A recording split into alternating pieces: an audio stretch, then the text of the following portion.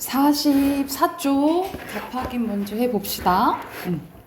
여기서 1번에 윗글의 시상 전개 방식에 대한 설명으로 적절한 건데, 여기서 여승에 대한 이제만 보면 되잖아, 그지? 여기서는 선생님이 알려줬을 거예요. 여기서가 현재 2년부터가 과거로 이제 떠올려진다 했지, 그치? 그래서 현재에서 과거로 이어지는 회상하는 시상 전개 방식이다라고 보시면 되고요. 2번에 여승의 감정이입이 된 것은 산꿩이죠. 마지막에 산꿩. 자, 3연에 1연부터 4연은 시간 순서를 재배열한 후, 그러니까는 2연부터 과거잖아, 그치? 그러면 2연, 3연, 4연, 그리고 현재가 1연이잖아요, 그쵸? 이 순서대로 쓰시면 되고, 그래서 이런 구성은 과거를 회상하는 역순행적 구성 방식이다, 이렇게 쓰면 되겠죠?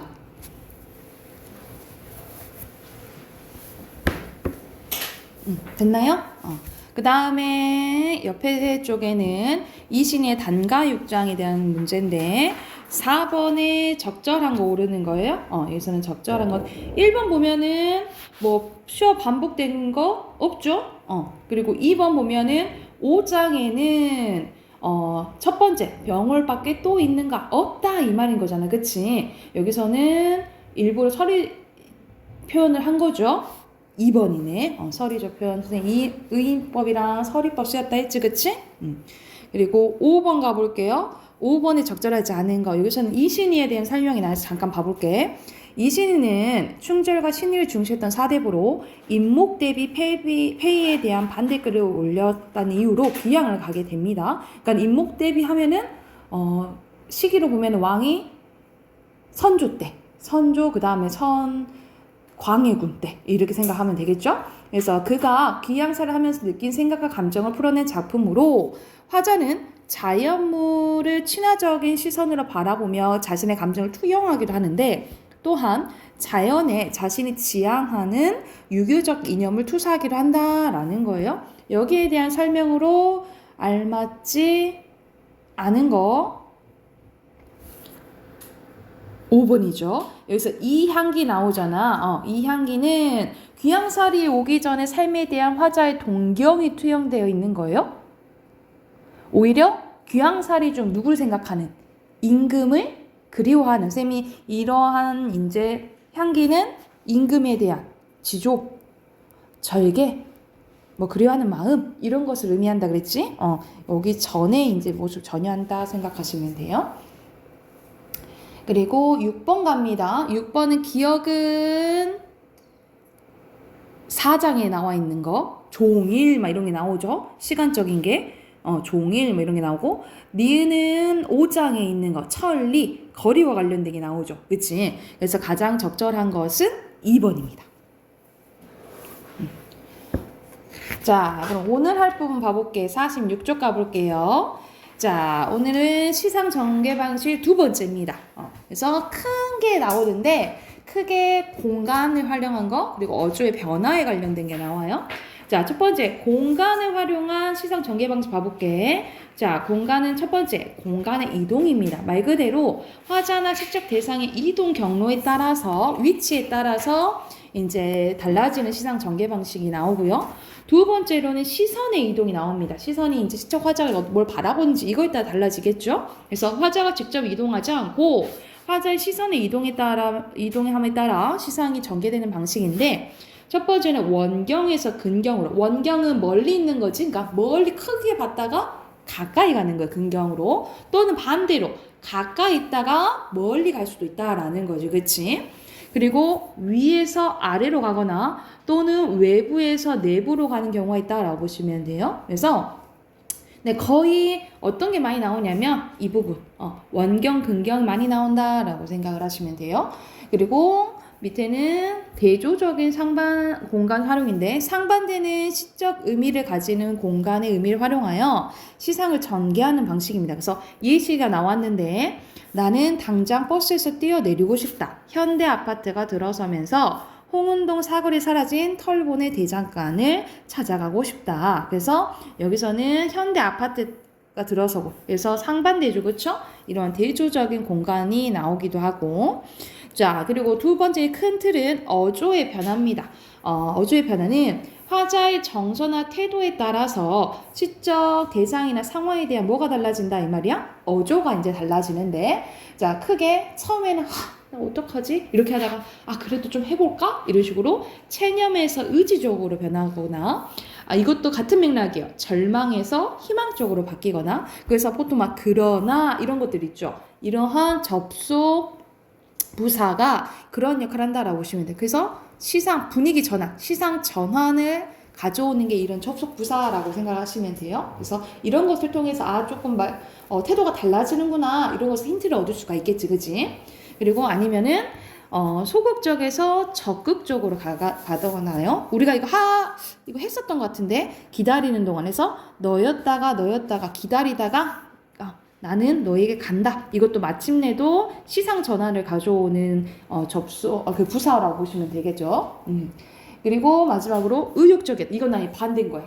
처음에 와 했다가 그래도 될까? 이런 식으로 이제 반대되는 식으로 의욕적이었다가 자조적으로 바뀌는 거야. 우리가 자조적은 스스로 비웃는 걸 얘기를 해. 그래서 여기서 봐봐. 내 손에 호미를 쥐어다오. 뭐 하려고 하다가 아이고 무엇을 찾느냐? 내가 어딜 가겠냐? 아이고 내가 탑에서 무엇하리? 하면서 약간 포기하는 듯식으로 왜냐면 현실적으로 너무 힘드니까 이런 식으로 아마 이것과 조금 반대가 되겠죠? 이런 식으로 약간 절망적이었다가 희망적으로 되는 경우도 있고 반대로 막 하려고 하다가 이제 포기하는 경우도 있다라고 생각하시면 되겠죠. 이거는 약간 조금 다른 맥락으로 이제 생각을 하면 되겠지.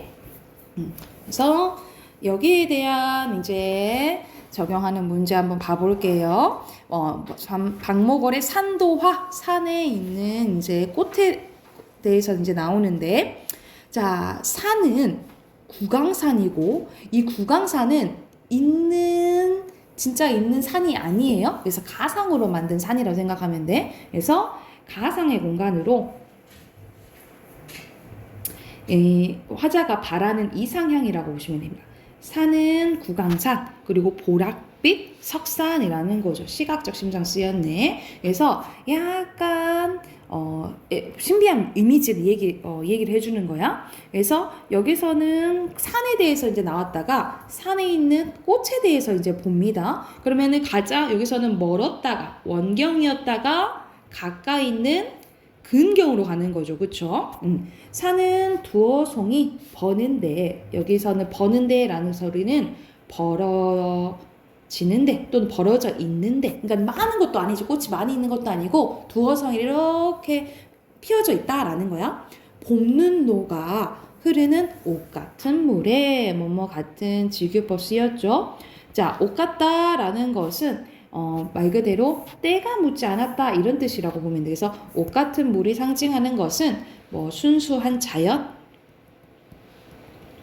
뭐 이런 것을 의미하겠죠. 그리고 사슴은 암사슴이고 발을 씻는데 그래서 여기서는 산의 약간 평화로운 이미지에 대해서 얘기했다라고 보시면 돼요.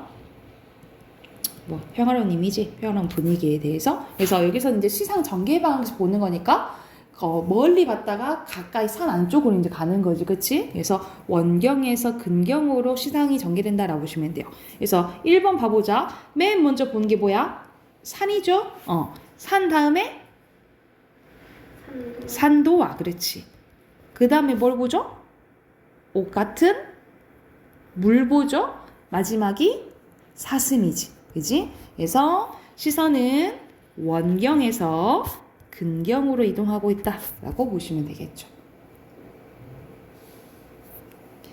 자, 두 번째 보면은 고정의 우리 동네 구자명시예요. 뭐 이름이 실제적으로 나왔다, 그지? 맞벌이 부부 우리 동네 구자명시래요. 시적 대상이 구자명시예요. 그래서 이 사람은 7달 된 아기 엄마 구자명시는 출근 버스에 오르기가 무섭게 아침 햇살 속에 졸기 시작한다라는 거예요. 그러니까는 이 졸기 시작한다라는 것 통해서 그러니까 우리가 워킹맘이잖아. 얼만큼 힘들게 산다라는 것을 알 수가 있겠죠. 그래서 여기서는 약간 삶의 뭐 지친 모습이 이제 드러나는 거지. 그래서 이 구자명시는 누구를 대표한다라고 보면 되냐면 말 그대로 뭐 워킹맘들, 그치? 워킹맘, 현대 일을 같이 하는, 그러니까 육아와 일을 병행하는 현대 여성의 이제 전형이라고 생각하시면 되겠죠.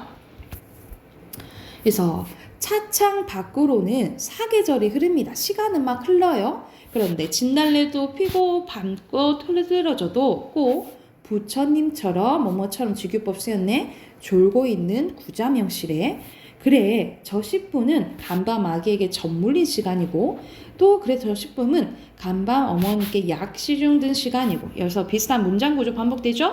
대구법 쓰였네 그치? 그래 저 10분은 새벽녘 만취해서 돌아온 남편을 위해서 버린 시간일 거야. 그래서 여기서는 어머니로서도 일하고 그리고 며느리로서 일하고 그리고 아내로서 일하는 구자명씨의 모습이 이제 나오는 거죠. 그러니까 밖에는 차창 밖에 볼 여력이 있어 없어? 없는 거지, 그치? 이런 여유가 없는 가족을 위해서 희생하는 이제 구자명씨에 대해서 나온다라고 생각을 하시면 돼요. 그래서 여기서는 관찰을 했다가 여기서는 화자의 생각이 나오지, 그치? 그렇게 봤을 때 1번 보자. 박각경칭 구자명씨와 삶이 대조, 그쵸? 그리고 처음에는 관찰을 하잖아, 그치? 관찰했는데 마지막에 뭐뭐 할 거야. 이 사람이 얼마나 힘들었으면 저렇게 했을까 추측하지? 그러면 연민, 우리 불쌍히 여기는 마음이죠? 그렇게 볼 수 있다고 하겠죠. 오해예요. 자, 이어서 또 시상 전개 방식 봐볼게요.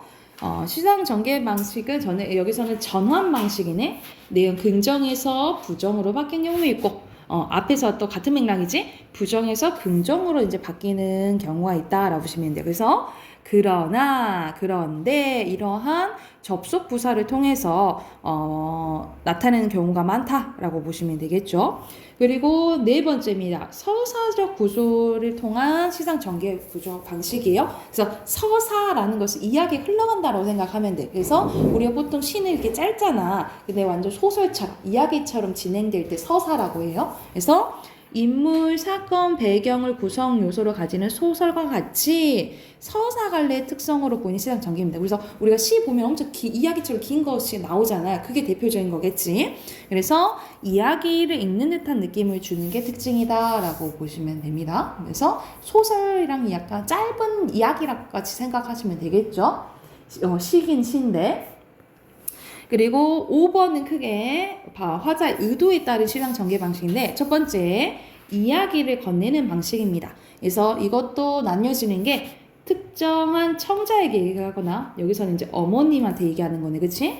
또는 의인화된 자연물한테 얘기하거나 예를 들어서 풀아, 소라 뭐 이렇게 부르는 거지, 그치? 그리고 정해지지 않는 청자에게 말을 건네는 거 있습니다. 그래서 뭐 님, 뭐 그 이렇게 표현할 수가 있는 거죠, 그죠?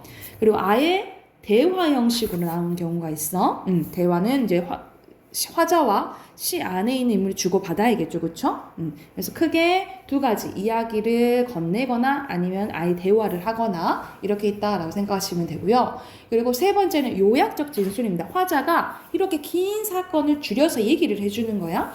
그래서 말 그대로 사건에 대해 상황이나 사건에 대해서 압축적으로 줄여서 이야기해주는 요약적 진술이라고 하고 그리고 이거는 자기 고백인데 말 그대로 자신의 정서나 심리를 말해주는 거. 그래서 자기 고백적이라고 태도를 얘기하기도 해요. 그래서 이 부분은 그렇게 뭐 어렵지 않죠, 그렇죠? 그럼 바로 또 옆에 한번 가보자.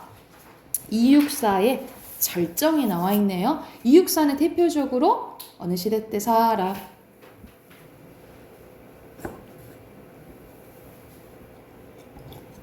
어느 시대 때 사람. 그러면 어느 시대가 뭐 얼마나 있겠어? 일제강점기 때 사람이겠죠, 그치? 일제강점기 때 또 이제 배경을 입안해서 이제 해석을 하면 되겠죠.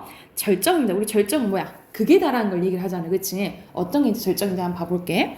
매운 계절에 맵다라는 것은 좀 부정적인 것 같아, 그치? 그래서 매운 계절에 채찍에 갈겨가지고 마침내 북방으로 나는 밀려서 맨 북방 쪽으로 왔다 이 말인 거야. 그래서 시대적으로 보면 당연히 매운 계절은 일제강점기겠죠, 그쵸?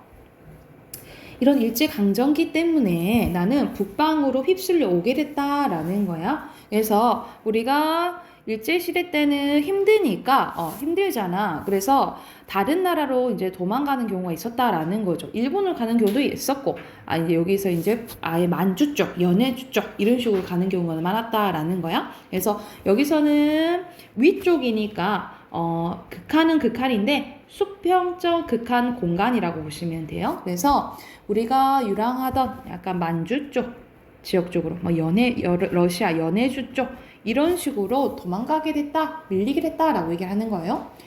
하늘도 그만 지쳐서 끝난 고원이래. 고원은 이제 높이 얘기하는 거지, 그치? 여기서도 북방과 비슷하게 고원도 극한의 공간인데 이거는 수직적 극한적 공간이라고 보시면 돼. 수직적 극한 공간이라고 보면 돼. 그래서 맨 위쪽 서리빨 칼날진 그 위에 섰다라는 거. 그러니까 높은 거 제일 위중에서도 완전 뾰족한데 서리빨 칼날진 그 위에 섰다라는 거예요. 이거는 완전 극한의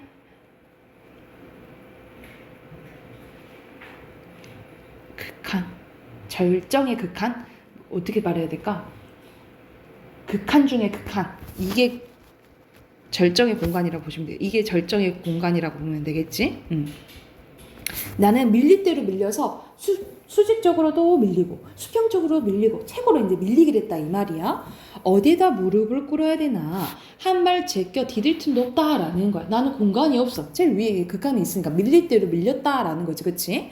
그런데 이러니까 약간 또 이거 약간 분위기 전환되는 거지. 시상 전환이에요. 눈 감아서 생각해 볼 수밖에. 왜냐면 무릎 꿇을 데도 없는 거잖아, 그치? 그래서 나는 생각해요. 겨울은 나라한테 힘든 시련, 고난의 계절인 거죠. 고로 일제강점기도 얘기하겠지, 그치? 겨울은 무지개로, 강철로 된 무지개인가 보다. 그래서 겨울은 우선 무지개라고 얘기를 했네, 그치? 그러면 은유법이죠. 근데 우리가 무지개는 보통 긍정적인 단어, 부정적인 단어. 긍정적인 단어, 그치? 그러니까는 이 사람은 뭐 하고 싶은 거야? 지금 현실이 힘들긴 하지만 그래도 뭐는 가져? 희망은 갖는 거죠, 그치? 희망을 갖는 거야. 그런데 뭐라고 표현하냐면 강철로 된 무지개인가 보다라고 얘기를 해요. 강철은 약간 부정적인 단어지, 그치? 그러니까는 현실 내가 이걸 이겨내려고 힘을 낼 거야. 근데 시대는 힘들 거다라는 걸 나타내는 거죠. 그래서 강철이랑 무지개는 어울리지 않는 단어잖아. 강철로 무지개 만들 수 있어? 없죠? 그래서 여기서는 은유법 플러스 역설법이 쓰였다라고 보시면 돼요. 그래서 여기서는 역설법을 통해서 약간 현실을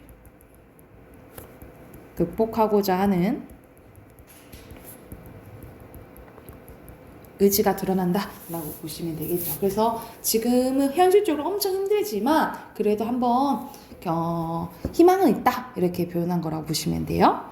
그래서 여기서는 완전 이러메를 통해서 시상 전환이 일어나지. 그래서 시상이 이루어지는 연과 시상 전환이 드러나는 시어를 쓰라고 했는데 여기서는 이게 한 연이에요. 1, 2, 3, 4연이죠. 4연이고 시상이 드러나는 시어는 이럼에 쓰면 되겠죠. 이럼에. 그리고 시상 전개 방식이 기승전결, 선경후정, 수미상관, 점층적 구조라고 나와 있는데 이거는 엄청 많아. 봐봐. 1, 2, 3, 4연이죠. 그래서 보통 4단 구성은 기승전결이라고 봐요. 그래서 기승전결도 해당되고 그리고 여기서는 먼저 상황에 대해서 설명하고 그 다음에 마지막에 자기 감정이 생각이 나오잖아, 그치? 그래서 선경후정도 볼 수 있어요. 그리고 수미상관은 첫연이랑 끝연이 같아야 되는 거지, 그치? 수미상관은 아니지, 그치? 그리고 점층은 봐봐, 여기 극한이고 여기 극한이고 극한의 절정이 나오죠. 점점점 개념이 강해지는 거야. 그래서 점층 쪽도 맞다라고 보시면 돼요. 그래서 수미상관 빼고 다 해당한다라고 보시면 됩니다.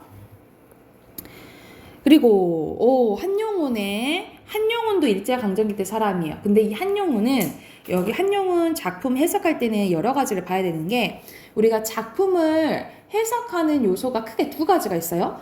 작품 자체만 보던지 아니면은 그 외적인 것을 봐야 되는데 작품 자체를 보는 것을 내재적 관점이라고 하고요. 작품 외적인 요소, 작품 누가 써? 시인이나 작가가 쓰죠. 그치? 이 인내면도 봐야 되고 그리고 이 작가가 살아가는 현실도 봐야 되고 그리고 이 작품 또 누가 받아들여요? 독자가 받아들이지. 그치? 이러한 요소도 봐야 되는 걸 외재적 관점이라고 해요. 외재적 관점이라고 하는데 자, 작품 자체, 그 작품이 나오는 내용만 해석하는 것을 내재적 관점이라고 하는데 그러면 답이 딱딱딱 떨어질 수밖에 없는 거야. 그러니까 예를 들어서 뭐뭐처럼 하면 선생님 우리 직위법 쓰인다 하잖아. 그치? 그럼 답이 다 정해져 있잖아. 이런 것을 같은 말로 절대론적 관점이라고 하고요. 그래서 내재적 관점은 같은 말로 절대론적 관점이다 생각하면 되고 자 시인이나 작가 입장에서 보는 거는 시인이 어떤 의도에서 이 작품을 썼을까 또는 시인은 어떤 생애를 살았을까 이러한 관점을 가지고 해석을 하는 것을 뭐라 하냐면 표현론적 관점이라고 해요. 표현론적 관점이라고 하고 그리고 시인은 작품에 자기가 살아가는 현실을 작품이 뭐 할 수밖에 없냐면 반영할 수밖에 없어. 그래서 현실을 반영해서 해석하는 건 반영론적 관점이라고 해. 그러니까 선생님 뭐 예를 들어 아까 전에 한용운은 일제강점기 때 사람이야 이렇게 얘기를 했잖아. 그러면 그걸 가지고 해석하면 반영론적 관점이라 생각하면 돼요. 그리고 독자에 따라서 생각하는 게 달라요. 예를 들어서 똑같은 시를 봐도 나는 되게 슬픈데 나는 이거 이제 교훈 삼아야겠다 이렇게 생각하는 사람이 있고 별로 감흥 없는데 이런 사람도 있을 거 아니야. 그러니까 받아들이는 사람 따라 달라지는 것을 뭐라 하냐면 효용론적 관점, 수용론적 관점 같은 말로 써요. 수용론적 관점이라고 보시면 돼요. 그래서 이렇게 보면은 해석하는 문학 작품 해석하는 관점이 크게 네 가지가 있다라고 보시면 돼요. 작품 자체를 보거나. 그래서 이 문학을 해석하는 관점을 알려줄 때 이 작품이 많이 나와요. 왜냐면은 여기서는 시적 화자와 당신을 많이 다르게 해석을 하거든요. 자, 바로 보면 나는 나룻배래요. 나는 나룻배, 당신은 행인이래. 그래서 나는 나룻배고 당신은 행인이야. 그래서 뭐뭇은 뭐뭐다 무슨 법 쓰였어요?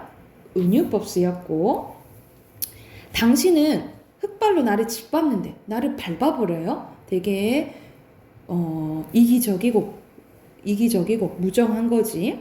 근데 나는 당신을 안고 물을 건너간다라는 거예요. 당신을 위해서 뭘 해? 희생을 한다라는 거지. 그치? 나는 당신을 안으면 깊으나 얕으나 급한 여울이나 어떠한 시련과 고난이 있어도 건너간다라는 거야. 그래서 나는 당신을 위해서 모든 것을 헌신하는, 희생하는 것을 얘기를 하는 거예요. 그렇죠? 그래서 여기서 당신을 어떻게 많이 해석하기도 하냐면 만약 이 사람이 시인 입장에서 보면 이 사람은 승려거든요. 스님이거든요. 그러면은 여기서 당신은 약간 불교적으로 부처 이렇게 해석을 할 수도 있겠죠. 그렇죠? 그리고 이 사람 일제강점기 때 사람이야. 그럼 누굴 위해서 희생을 할 수 있겠어? 조국을 위해서 희생을 할 수도 있겠죠. 그렇죠? 나라를 위해서. 그리고 그냥 이 작품 자체만 보면은 당신은 누군 거야? 사랑하는 임일 수도 있는 거죠. 그치? 그러니까 이런 식으로 해석하는 관점에 따라서 당신의 의미가 달라진다라고 생각을 하면 되겠죠. 이해됐나요? 그래서 이 문학 작품 해석을 할 때 많이 나온 작품이라 생각하면 돼. 그러면 여기서는 뭐예요?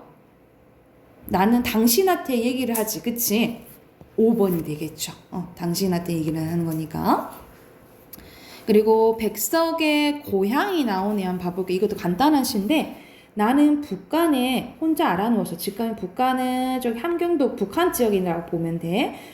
그래서 어느 아침 의원을 베이었다. 그래서 여기서는 이제 일제강점기 때문에 혼자 이제 북간에 와 있는 상황인데 아픈 거죠. 의원은 열애 같은 상황, 부처 같은 상을 하고 여기 또 직유법. 관공 같은 수염을 들여서 관공은 우리가 여러분 삼국지 알아요? 삼국지에서 그 관우 막 이렇게 완전 장군 수염 긴 장군 있지 그런 얘기를 하는 관우 얘기하는 거야. 관공의 수염을 들이워서 먼 옛적 어느 나라 신성 같은데 또 직유법 나왔네. 새끼 손톱 길게 돋은 손을 내어서 묵묵하니 한참 맥을 짚더니 나한테 고향이 어디냐고 물었다라는 거야. 그래서 평안도 정주라고 하니까 여기서는 그럼 뭐가 나오는 거야? 직접적인 대화가 나오는 거죠. 그쵸? 그러면 그럼 거기 아무것이 고향인데? 이렇게 얘기를 했다라는 거예요. 그래서 여기서는 이제 나와 의원의 대화를 통해서 고향에 대한 그리움을 나타내는 시인데 이제 여기서는 이제 실제 전개 방식이 대화가 나왔다는 걸 바로 알 수가 있겠죠. 그쵸? 그래서 1번 보면은 이 시는 화자가 시적 상황에 대해서 줄여서 얘기해 주잖아. 그치? 그래서 압축적, 빈칸 압축적이에요. 압축적으로 서술하고 있다라고 보시면 되고 그리고 무슨 형식이에요? 대화 형식이고 이야기를 읽는 듯한 느낌을 주죠. 그치? 그래서 서사적 구조도 볼 수 있다라고 보시면 돼요. 그래서 여기서는 서사적 구조까지는 아니고 뭐 대화 형식이 가장 큰 시상 전개 방식이다라고 기억을 해두시면 돼요. 자, 넘겨서 이거 적용하는 문제 한번 두 개 또 봐보자. 첫 번째 작품은 신석정의 꽃덤불이라는 작품이고요. 두 번째는 이제 김영랑의 독을 차고라는 작품인데 한번 봐볼게요. 첫 번째 보면은 태양을 의논하는 거룩한 이야기래요. 그래서 태양을 의논하는 거, 우리 태양은 밝게 빛나는 거잖아, 그치? 그래서 보통 긍정적인 거, 밝은 미래 이런 것을 의미한다라고 보시면 돼요. 이것을 의논하는 거룩한 이야기는 항상 태양을 등진 곳에서만 비롯된다라는 거야. 그래서 여기서는 또 시대적으로 볼 때는 여기서 밝은 미래란 광복을 의미한다라고 보시면 되고 이 거룩한 이야기는 광복을 위해서 엄청 노력하는 것을 의미하겠죠. 그래서 광복을 위한 노력이 상징하는 것은 거룩한 이야기고 근데 항상 태양을 등진 곳에서만 비롯됐다라는 거야. 당연히 이러한 광복을 얘기하려면 지금 상황은 어떻다 이 말이야. 일제강점기다 이 말을 하고 싶은 거겠죠. 그치? 달빛은 휩싸 비 오듯 쏟아지는 밤에도 밤은 보통 부정적인 거 우리는 헐어진 성터를 헤매면서 헐어진 성터라는 것은 우리의 지금 보금자리가 약간 무너졌다 이 말인 거지. 그치? 뭐 때문에? 일제 때문에. 그쵸? 그래서 이것은 우리의 빼앗긴 또는 황폐하게 된 조국을 의미한다라고 보시면 돼요. 언제 참으로 언제 우리 하늘에 오롯한 광복을 모시겠냐고. 태양에게 오롯한 태양을 모시겠냐고. 그러니까 오롯한 광복을 의미한다라고 보면 돼. 그러니까는 완전한 광복, 완벽한 광복을 의미하는 거지. 모시겠느냐고. 우리가 언제 오지? 우리 언제 진짜 광복이 오겠냐고. 가슴을 쥐어뜯으며 이야기하며 우리 가슴 가슴을 쥐어뜯지 않았느냐라는 거야. 그러니까는 우리가 계속해서 광복을 이제 생각하면서 우리 엄청 고생했잖아 라고 얘기를 하는 거지. 그치? 그래서 반복했다라는 것은 뭐 하고 싶은 거예요? 강조하고 싶은 거죠. 그쵸? 그래서 여기서는 반복법 나왔고 그만큼 여기서는 힘든 현실에 대한 안타까움이 드러난다라고 보시면 돼요. 우리 얼마나 고생했냐라고 얘기하는 거야. 그러는 동안 우리가 계속 광복을 기다리고 견디는 동안 영영 잃어버린 것도 있었고 그러니까는 희생당한 죽은 사람도 있었고 그런 동안 영영 멀리 떠나버린 것도 있었고 그러니까는 예를 들어서 잃어버린 사람은 뭐 죽은 사람일 수도 있고 또는 떠나버린 사람들은 이제 유랑자 갈 곳을 잃어가지고 그리고 그동안 몸을 팔아버린 것도 있다라는 거야. 몸을 팔아버렸다는 것은 누구한테? 일본한테 이제 몸을 팔아버린 거지. 변절자를 얘기하는 거고 변절자 그리고 마음을 팔아버린 법도 있었다라는 거야. 그러니까는 전향자도 있었다라는 거죠. 그래서 여기서는 비슷한 문장 구조 반복이 되죠. 그래서 대구법이 쓰였고, 그리고 대구법이 쓰였다는 것은 운율을 만들어주는 기도 하고, 하고 싶은 말을 강조하기도 하는 거죠. 그죠? 그러는 동안 드디어 36회가 지났다라는 거야. 우리가 일제강점기가 1910년도에서 1945년도잖아요. 강복이 되잖아. 그치? 그러니까 해로해서 36회가 지났다. 일제강점기가 지났다라고 얘기를 하는 거야. 그래서 광복이 됐는데 다시 우러러본 이 하늘에 여기서는 이제 광복된 우리의 이제 조국을 얘기하는 거죠.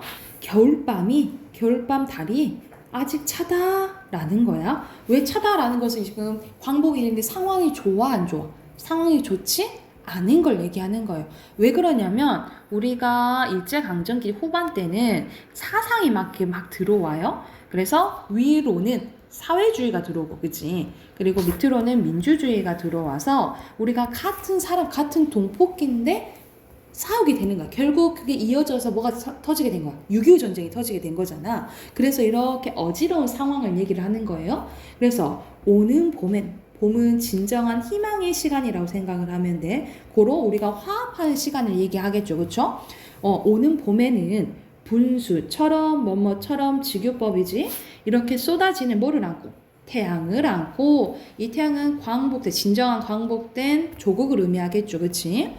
그 어느 언덕 꽃덤불에 아득히 안겨보리라. 우리가 언제 이런 꽃덤불에 아득히 안겨보겠냐라고 얘기를 하는 거야. 그러니까 뭘 얘기하는 거냐. 광복이 되긴 했어. 지금 좋아야 되잖아. 좋고 우리가 즐겨야 되잖아. 근데 진짜 지금 아직 즐길 수 있어?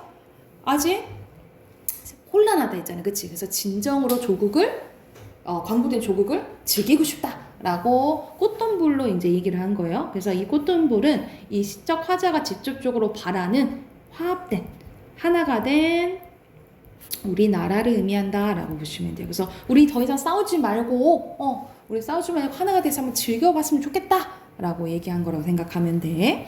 그래서 옆에 주제 써줄게요. 주제는 암담한 현실을 넘어선 광복의 기쁨과 암담한 현실을 넘어선 광복의 기쁨과 완전한 화합에 대한 기대, 염원이 드러난다라고 보시면 돼요. 염원은 간절히 바라는 걸 얘기하지.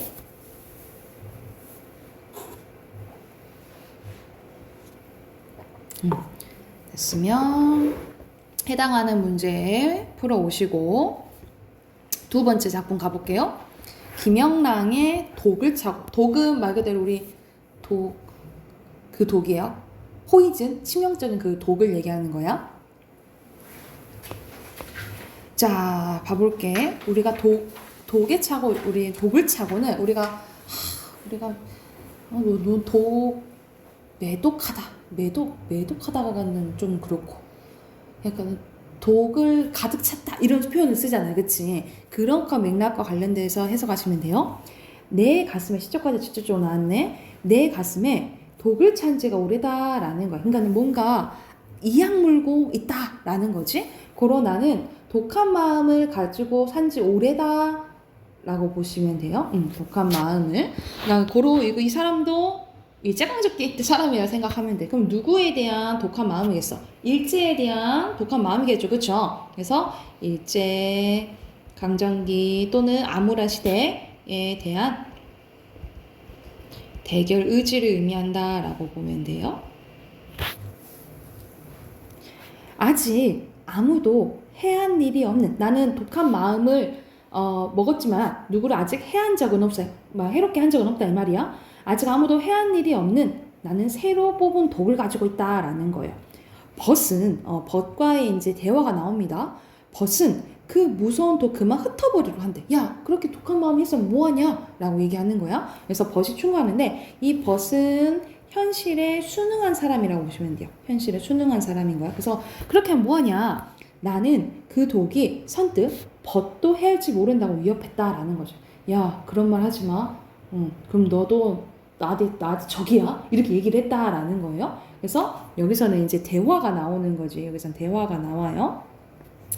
독을 안 차고 살아도 뭐잖아? 너, 나 마주 가버리면 무슨 뜻이냐면 너, 나 죽어버리면 이런 뜻이야. 야, 너도 금방 죽고 나도 죽어버리면 억만 세대가 그 뒤를 잠자코 흘러가고 수많은 세월이 지나갈 거야. 그리고 나중에 땅덩이 모자라서 모래알이 될 것임을 허무한데 독을 쳐서 무엇하냐고 얘기했다라는 거야. 이것은 이제 벗의 이제 말이에요. 벗의 충고인 거야.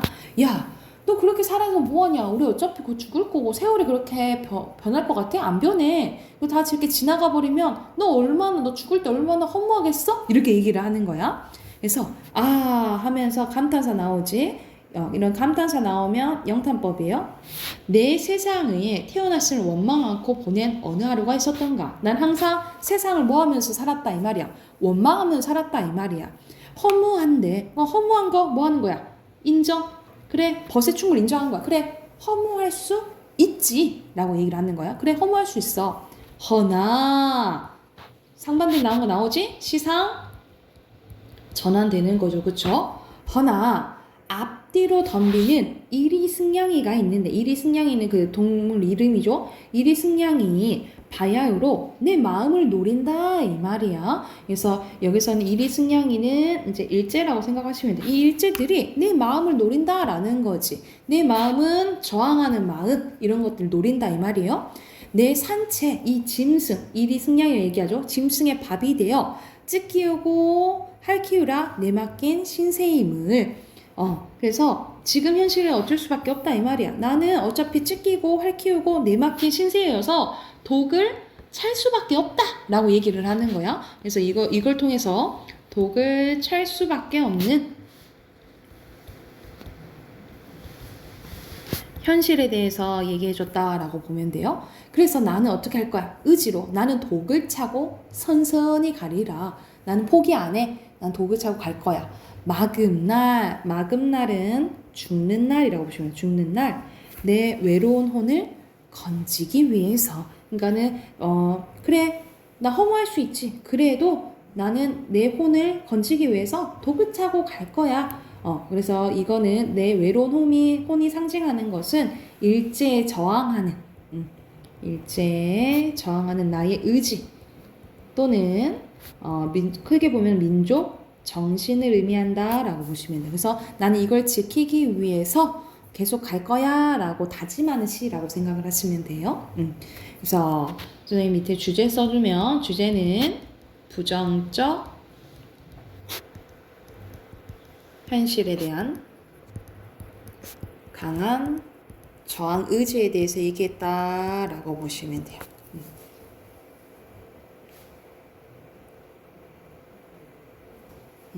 그래서는 여기서는 두 가지 나오죠. 크게 대화 형식도 나오고, 그치? 대화도 말도 나오고, 그리고 시상 전환도 나온다 라고 생각하시면 돼요. 그래서 이거 참고해서 51쪽까지 풀어오세요. 오케이, 우리 비문학 꺼냅시다. 독서 꺼낼게요.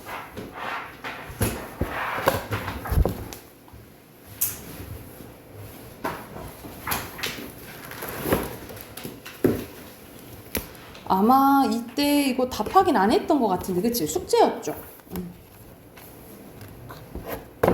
42쪽부터 답하긴 할게요. 여기서는 윗글에서 과정의 방법을 설명하는 대상은 어딨냐? 내호흡이에요. 내호흡이고, 그리고 2번은 2문단부터 4문단 과정의 방법과 관련된 표현 쓰는 거야. 여기서는 2문단에서는 과정, 이 과정 단어를 통해서 할 수 있고, 3문단에서는 먼저, 그리고 4문단에서는 다음으로 표지 쓰시면 되겠죠. 그리고 밑에 순서대로 빈칸 채워보면 1번에 조직세포, 그리고 2번에 피부르산, 그리고 두 개고요. 그리고 3번에 TCA 회로, 그리고 4번에 ATP. 자, 그 다음에 옆에 보면은 43쪽에 4번에 윗글에서 예시가 쓰였다는 것을 알려주는 표현과 문장의 각각 밑줄을 그래. 1문단에서는 어디 있냐면요. 여기. 다음 상황을 생각해보자. 이 상황 전체에 대한 예시인 거예요. 그래서 1문단의 첫 번째 줄 밑줄 그어놓으시고, 그리고 2문단에서는 예를 들어. 여기 밑줄 그으시면 돼요. 됐나요? 그리고 5번의 빈칸. 첫 번째는 도덕적 딜레마. 그리고 2번에는 의무론적. 쓰면 되겠죠? 자, 뒤로 넘어가서 우리가 앞에서 이거 일부분 나왔었잖아요. 그치? 일부분 나왔고 안보 부분이 이제 마지막 문단이거든. 마지막 문단 한번 잠깐 보고 문제 봐볼게요. 여기서는 이제 어떻게 식물이 자라는지 과정이 나왔잖아. 그치? 그래서 세포질의 이온화된 형태로 옥신이 뿌리 쪽으로 이동하기 위해서는 세포질 밖으로 옥신이 유출돼야 되는데 이온화된 형태로 세포막을 통과하지 못한다라는 거죠. 그래서 이때 세포막을 통과한 통로로 PIN 단백질이 이제 이용이 되는데, 그래서 PIN 단백질을 세포막의 좌우나 아래쪽에 위치하여 옥신이 이동하는 방향을 결정하게 됩니다. 그 다음에 식물이 빛을 향해 휘어지는 굴광성은 옥신이 세포막의 좌우로 위치하는 PIN 단백질을 거쳐 빛의 반대 방향으로 이동하기 때문에 일어난 형상이다라는 거죠. 그래서 여기서는 굴광성에 대한 설명이 나오고, 대체로 PIN 단백질은 세포막 아래쪽에 주로 퍼져 있는데 이로 인해서 줄기에서 뿌리 쪽으로 이게 세포 아래쪽에 퍼져 있어서 옥신은 줄기에서 뿌리 쪽으로 이동하게 돼서 신장이 촉진하게 된다. 여기서도 전체적인 세포가 어떻게 신장되는지에 대한 과정이 나오는 거죠. 그렇죠? 여기서는 전체로 다 과정이라 생각을 하면 돼. 자, 그러면 내용 일치 문제네요. 윗글에 대해 설명으로 가장 적절한 것은 여기서는 옥신을 통해서 어떻게 식물이 자라게 되는지 그 과정이잖아요. 1번이죠. 1번이고 2번에 내용 일치 문제네요. 알맞지 않은 것은 선생님 순간 보고 다 맞는 말 같은데? 라고 했거든요. 근데 딱 보이죠? 삼탑 현상은 뭔 거야? 부족할 때 물이 유입되는 거잖아. 그치? 그러니까는 삼투압 현상이 발생해서 물이 유입되는 거죠. 그쵸? 이거는 이제 앞뒤가 원인 관계 달라진 거죠. 그쵸? 알맞지 않은 거 2번이고요. 그리고 3번은 이제 실험을 했네. 여기서는 기억은 아예 끝부분을 잘랐고요.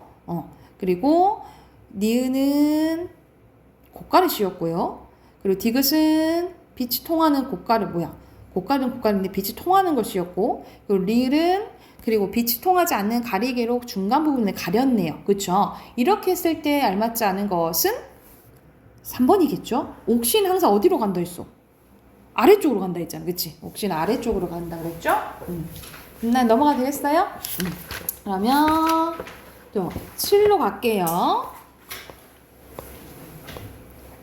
자, 점점점 이제 세부적으로 가게 됩니다. 점점점 해지는 게 좀 더 어려워져요. 앞에서는 간단하게 뭐 과정, 예시 이런 걸 이제 뵀다면 이거는 이제 세부 정보랑 핵심 정보 파악하는 거여서 이거는 여러분이 많은 지문을 봐야 되고 어떤 것에 캐치하는 능력을 많이 길러야 돼요. 그래서 여기서는 세부 정보 파악은 말 그대로 세부적인 구체적인 정보를 정확하게 이해하고 있는지 묻는 무형입니다. 그래서 내용이 많이 전달되는 경우가 많아요. 그래서 선택지에서 우선 선택지 복이라는 소리지. 선택지에서 참과 거짓을 결정지을 만한 단어를 많이 찾아요. 그래서 예를 들어서 옥신이 아까 나왔잖아. 옥신이 위로 가는지 아래로 가는지 이런 단어들 있죠. 이런 단어들을 먼저 파악을 하고 지문을 빠르게 읽으며 이에서 파악한 핵심 단어가 나오는 부분을 찾아서 선택지 부와 일치 여부를 찾아야 된다라는 거지. 이게 순식간에 엄청 빨리빨리 이루어져야 된다는 거지. 그러면 해당하는 질문 한번 봐볼게요. 자, 희소성이 높은 최고급 커피의 생도 가격은 어떻게 결정이 될까? 바로 경매라는 거죠. 그래서 경매를 통해서 이루어지는데 경매를 통한 가격 결정 방식은 수요자들이 해당 가치, 재화의 가치를 서로 다르게 평가하고 있거나 해당 재화의 가치를 정확히 가늠할 수 없을 때 사용하는 게 바로 경매라는 거예요. 자, 커피나무는 환경에 민감한 식물로 일조량과 온도와 토질에 따라서 생두의 맛과 품질이 천차만별이죠. 그래서 같은 지역에 하더라도 매년 커피 생두의 품질이 달라지는 것이다.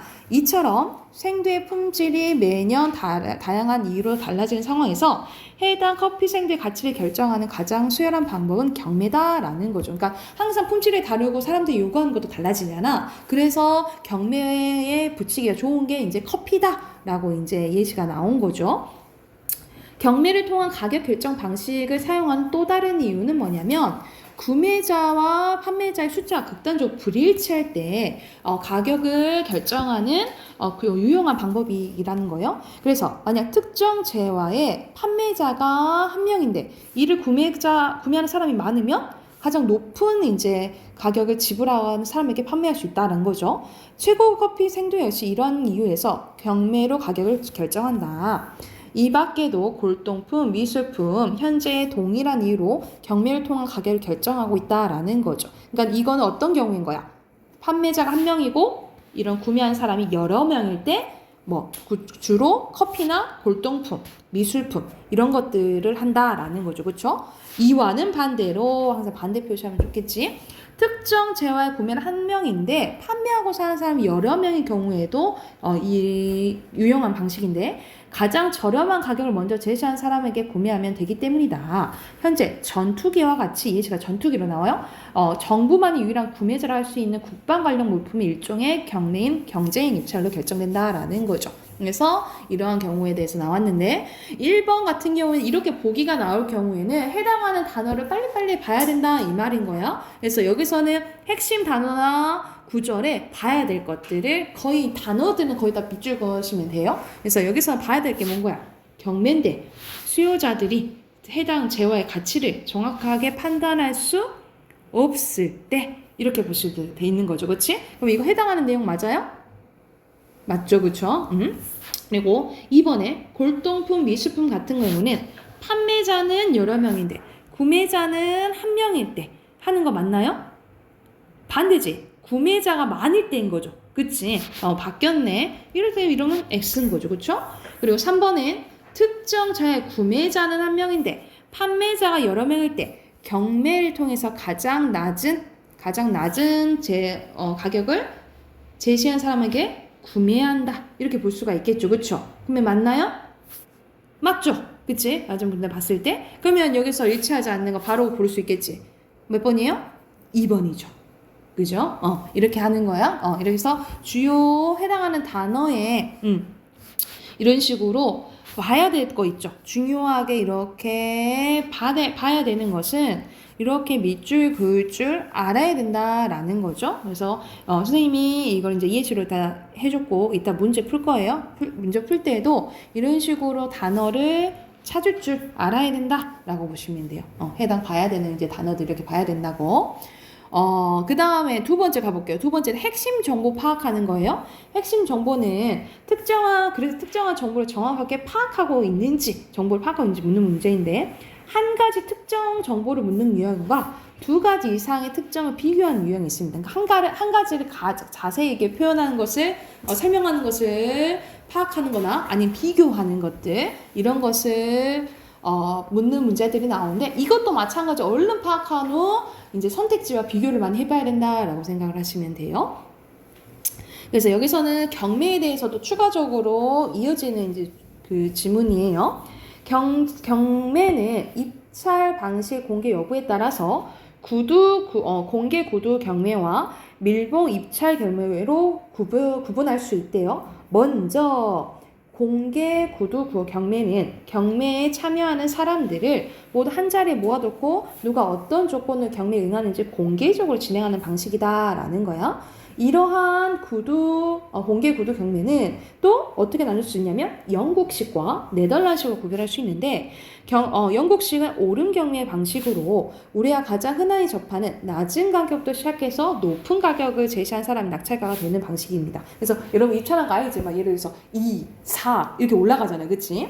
그리고 이러한 영국식 경매를 통해서 결정하고 있는 대표적인 품목은 와인이나 앞서 소개한 생두, 커피가 이제 있다라는 거죠. 이와는 반대표시도 하시고 판매자가 높은 가격도 제시해 가격을 점차 낮추면서 가장 먼저 응찰한 사람을 낙찰자로 정하는 게 네덜란드 방식이라는 거예요. 이게 내림 경매 방식입니다. 내림 경매 방식은 튤립 재배로 유명한 네덜란드에서 오래 이용해오던 방식이며 국내에서 수산물 도매시장에서 생선 가격을 결정할 때 많이 이것을 한다라는 거죠.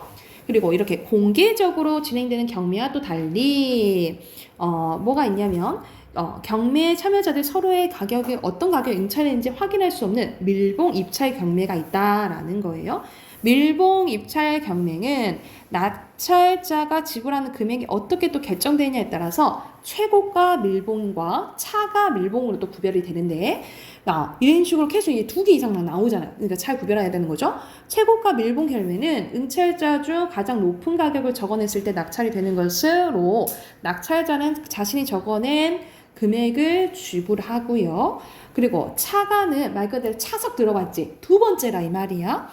근데 이 차가는 자신이 적어낸 금액이 아니라 응찰자가 적어낸 금액 중 2번째로 높은 금액을 얘기한다라고 보시면 돼요. 그러니까 예를 들어서 선생님이 10만 원 내고 8만 원, 6만 원 했어. 그러면은 맨 처음에 봤을 때 최고가 밀봉은 누가 되겠어? 내가 되겠잖아. 그치? 그럼 나는 10만 원 내고 사면 되는 거야. 근데 차가는 2번째로 된 게 뭐야? 8만 원이었지. 그럼 내가 됐어도 몇만 원 내면 돼? 8만 원 내면 되는 거야. 이해됐죠? 그치? 그런 방식인 거예요. 그러면 문제 바로 봐보면 수산물 도매시장은 뭐 한다 그랬지? 네덜란드로 한다 했죠. 영국식 아니죠. 그쵸? 그래서 몇 문단에서 할 수 있어? 2문단에서 볼 수 있고 X 표시하시면 되겠죠. 그쵸? 그리고 영국식은 오름 경매죠. 그리고 가장 높은 가격을 제시한 사람 낙찰되는 거죠. 이건 1문단에 있고 5죠. 그리고 차가는 2번째로 높은 금액 맞나요? 이거 맞죠? 마지막 문단에 나와있지? 3문단. 그래서 5 가시면 되겠죠. 여기까지 됐나요? 그래서 여기서는 세부 정보랑 핵심 정보 봐야 되는 거야. 그래서 해당하는 문제 있거든요. 50쪽부터 53쪽까지 쭉 푸세요.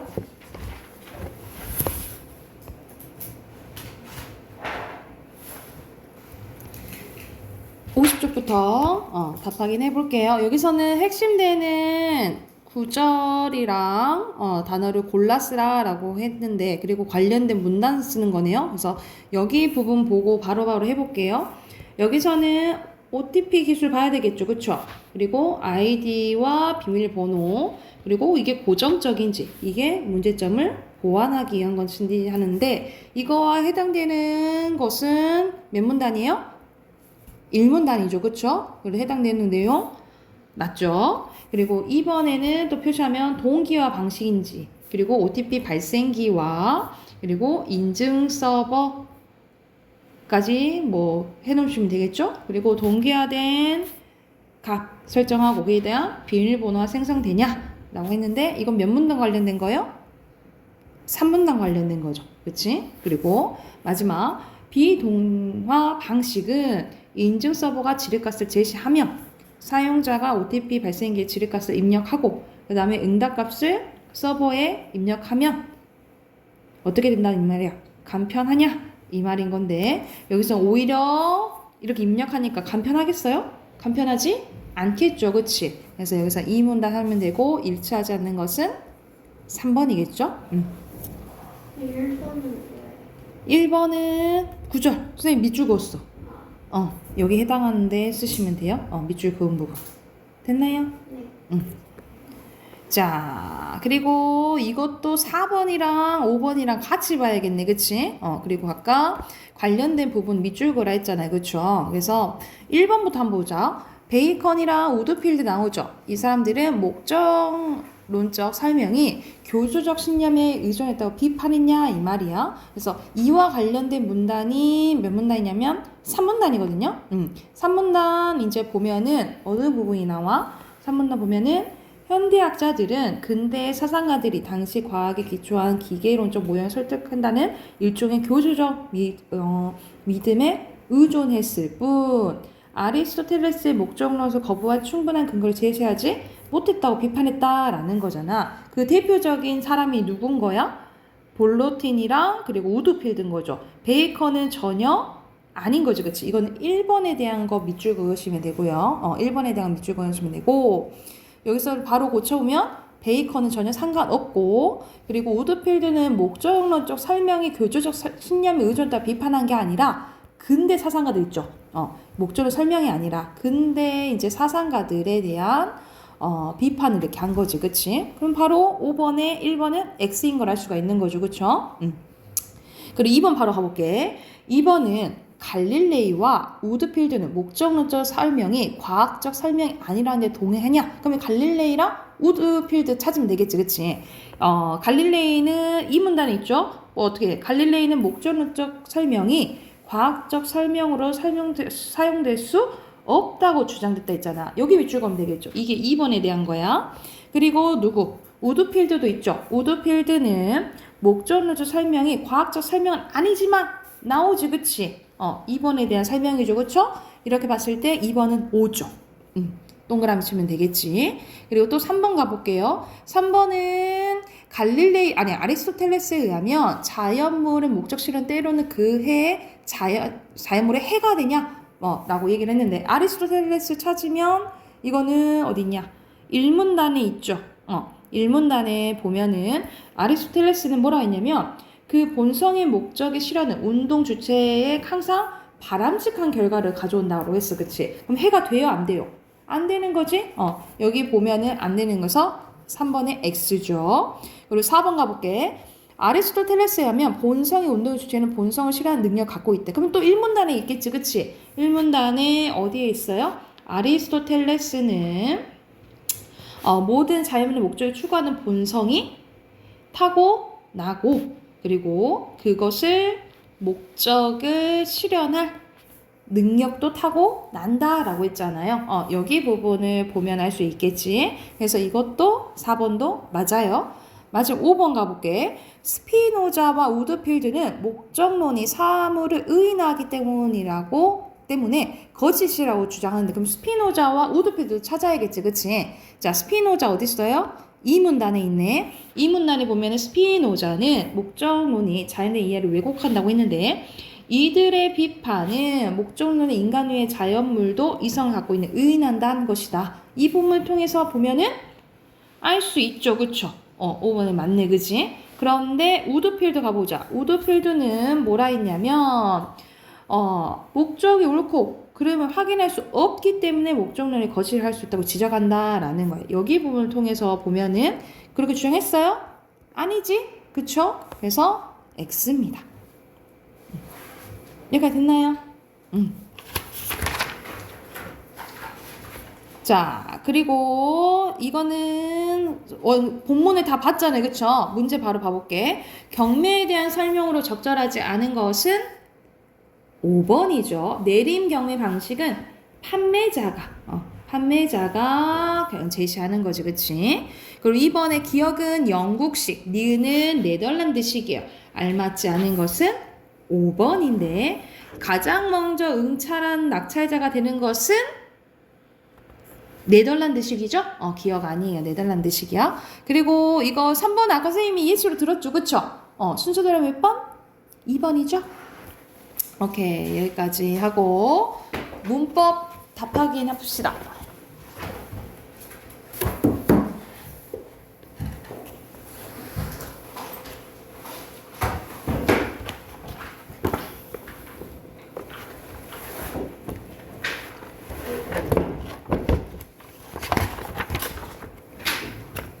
음...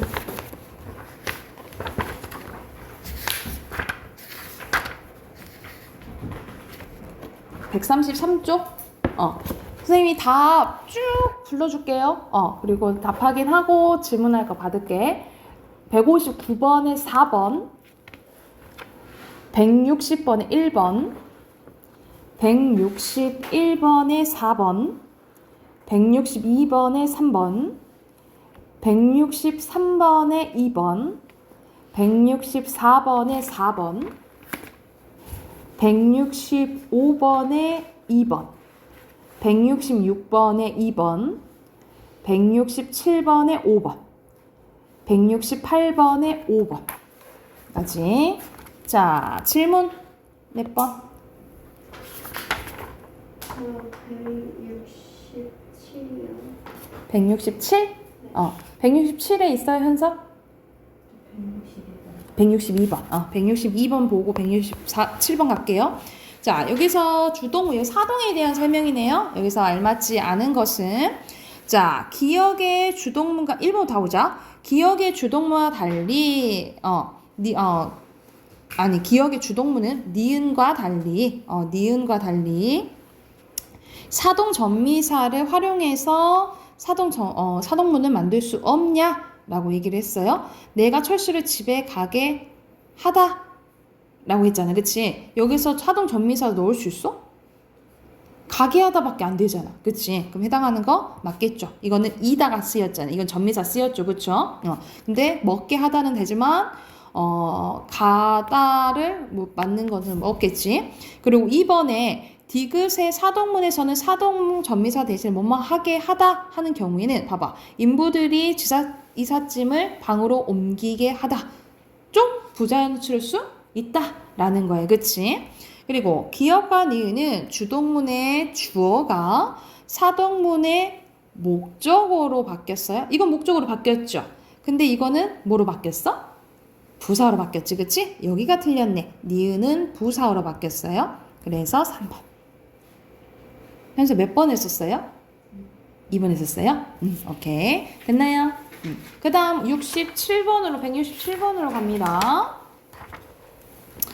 자, 167번 보면은, 자, 적절한 거 고르는 거네. 적절한 거 고르는 건데, 피동인지 사동인지 구별 잘 해야 된다고. 선생님, 뭐뭐 하게 하다 넣어보랬죠, 그쵸?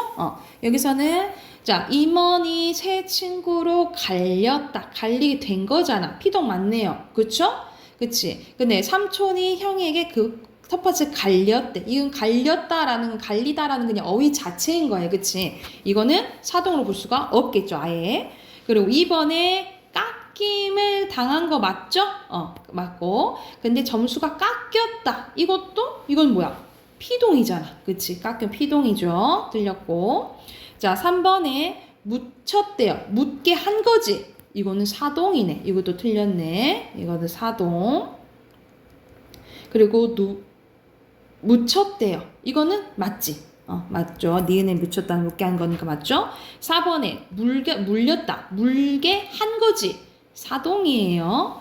그리고 발이 물렸다는 물림을 당한 거지. 피동이네. 이건 두 개 바뀌었네. 그죠? 그리고 빗자루를 쓸게 했다라는 거잖아. 아니다. 눈이 빗자루에 쓸렸다. 눈이 쓸림을 당한 거죠? 피동이지. 그리고 내 동생의 거실 바닥만 쓸게 했다는 거잖아. 사동이죠? 그래서 5번이 답이네요. 됐나요? 네. 그 전에 또 질문 없어요? 다 됐나요? 오케이.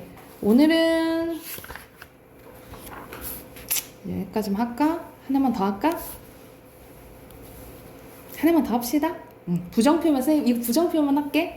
부정표만 끝내줄게. 자, 부정표는 간단하게 아니라고 보시면 돼요. 아니 긍정의 반대인 거지, 그치? 그래서 부정표는 긍정에 대해서 언어 내용을 부정하는 게 의미입니다. 그래서 크게 의미에 따라서 의지 부정과 능력 부정, 그리고 길이에 따라서 짧은 부정문과 긴 부정문으로 나뉘어져요. 그래서 숙제를 안 했다와 못 했다는 다르잖아. 그치? 안 한 것은 지 의지로 안 한 거고, 못 한 것은 왜 못 한 거야?